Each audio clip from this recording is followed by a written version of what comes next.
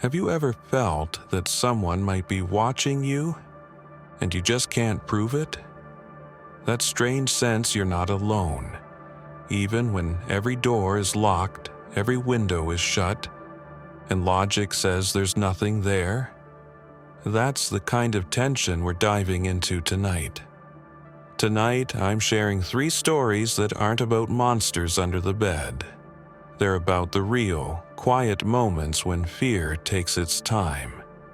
3 encounters in ordinary places that turned unforgettable and maybe even dangerous.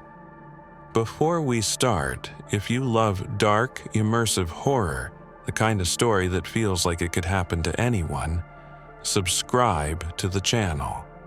We tell stories here that stay with you long after they're over. And if you've had a strange experience of your own, share it in the comments. You might find out you're not the only one. Story 1: The apartment across the alley. I was 27 when I moved into a 1-bedroom apartment on the top floor of a narrow 4-story building in Seattle. It wasn't luxurious, but the rent was just barely affordable, and it was close to my work.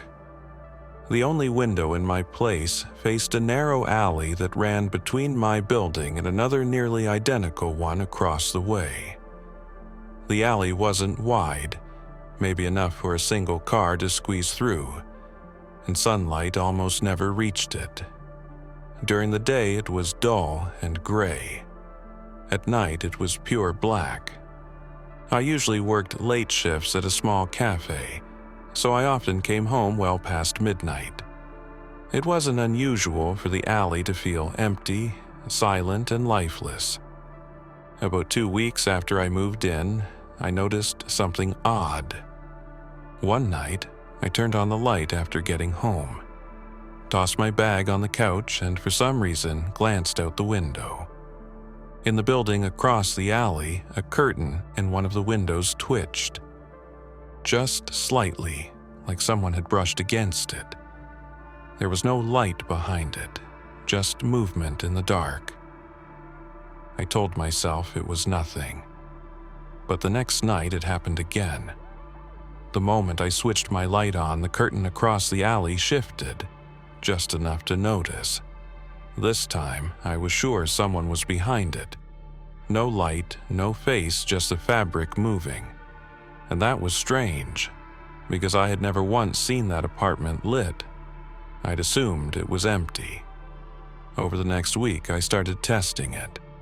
Some nights I'd leave my lights off and sit silently in the dark, watching. Nothing happened. But the moment I turned a lamp on, even the dim one by the couch, the curtain across the alley would shift. Always within seconds. It wasn't random, it was someone reacting to me. I asked my landlord about the unit. He told me it was vacant, had been for months. He even laughed when I asked if someone had moved in recently. If they have, he said, they're not paying rent. He brushed it off, but I couldn't shake the feeling. The idea of someone watching night after night made it hard to sleep. One night, I came home later than usual, around 3:30 a.m. The street was empty, the air cold. When I unlocked my door, something thin and folded slipped out of the frame. A note. Crumpled, handwritten, just one word. "Hey." My chest tightened. My first thought was the window across the alley. I ran to it, pulled the curtain. Across the way, the fabric in that dark window was still. No movement. I didn't sleep. At sunrise, I went to the landlord again. This time, I insisted on seeing the apartment. He hesitated, but agreed. We climbed the stairs of the other building. The hallway smelled stale, like no one had been there in years. He unlocked the door. Inside, it was empty. Dusty floors, bare walls. But in the back room, the one facing my window, there was a single folding chair, positioned directly in front of the glass. We called the police. They dusted for prints, searched the place, found nothing else. No sign of forced entry, no explanation. Just that chair. That week, I moved out. To this day, I don't know who was in that apartment, how they got in, or how long they'd been watching me. But sometimes, when I wake in the middle of the night, I'm sure there's still a curtain shifting somewhere in a dark window I can't see. Story 2. The Cabin at Hollow Creek. When I was 14, my family moved to a remote area in northern Idaho. Our house sat at the edge of a dense pine forest, far from the nearest town. There were no close neighbors, no streetlights, and no traffic noise. Just silence broken by the occasional call of an owl or the crunch of snow in winter. The property included an old wooden shed about 40 feet from the back porch. My dad said it was left over from the previous owner, packed with rusty tools and boxes of junk. He kept meaning to clear it out, but he never did. For the most part, we stayed away from it. Something about it always felt off. The first time I noticed something unusual, it was a freezing night in late January. I was reading in bed when our dog, Scout, started barking wildly outside. He was normally calm, but now he was facing the shed, teeth bared, barking into the darkness. I looked out my window. The motion sensor light by the shed was on, casting sharp shadows, but I saw nothing. Scout wouldn't stop barking for almost 10 minutes. The next morning, I noticed footprints in the snow. They led from the woods, stopped near the shed, and didn't lead away.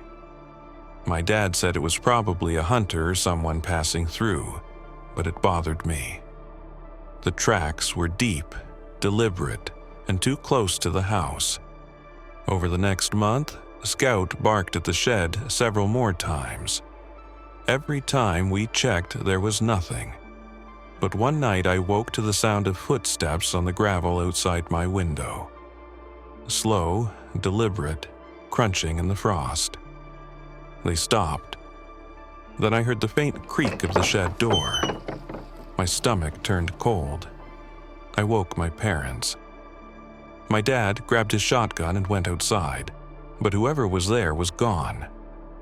Inside the shed, everything looked the same, except now there was a patch of bare dirt in the center of the floor, as if something had been recently moved. My dad replaced the padlock with a heavier one. For a while, things were quiet. Then one night, Scout disappeared. We searched the woods, the road, even the ravine nearby. He was gone. That same night, at almost exactly 3 a.m., I woke to the sound of the back door creaking open. My dad was already in the hallway with the shotgun. We stepped to the back porch just as the motion light by the shed flicked on. A tall figure stood by the door, holding something in one hand.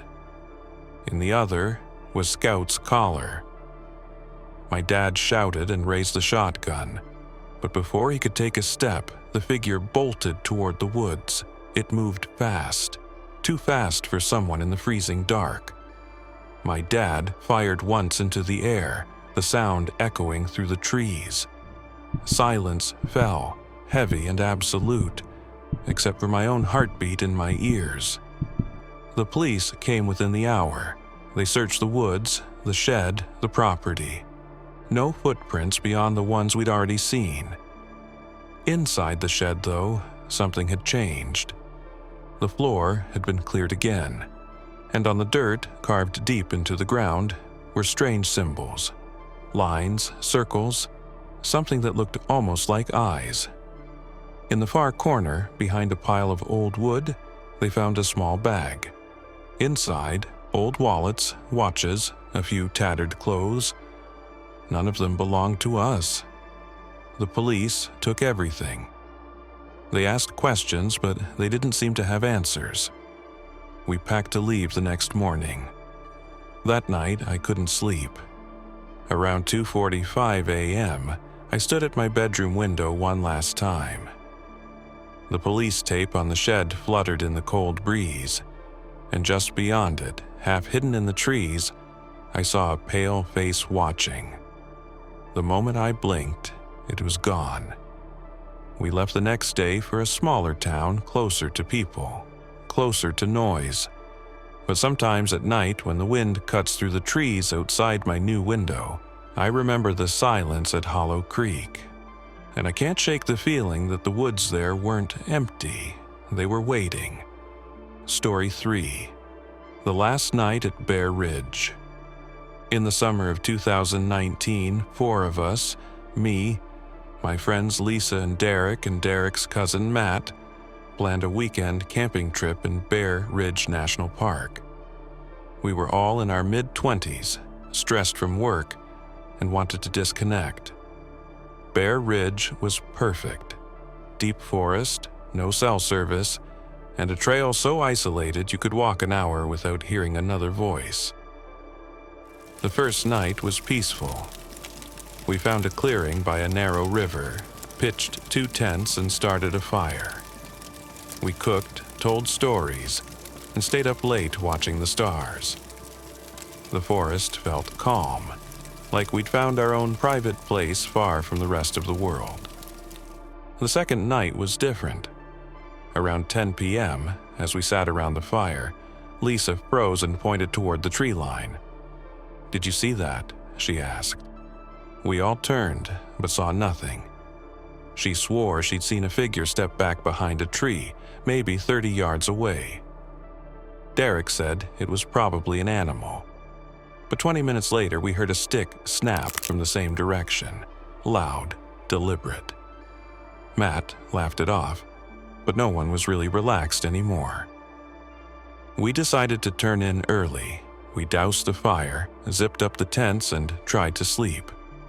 Around 2 a.m., I woke to the sound of footsteps in the dirt outside. Slow, steady, moving around the tents. I held my breath, telling myself it had to be one of us. But no zippers opened, and no one spoke. Just the sound of steps moving from one side to the other, and then stopping right outside my tent. I stayed completely still. After maybe a full minute, the footsteps moved away, toward the tree line. I didn't sleep again that night. In the morning, I found fresh footprints circling the tents, and one set was clearly barefoot. They led into the woods and disappeared. That final night, none of us wanted to sleep. We built a bigger fire and stayed close together. Around 1:30 a.m., the sound came again.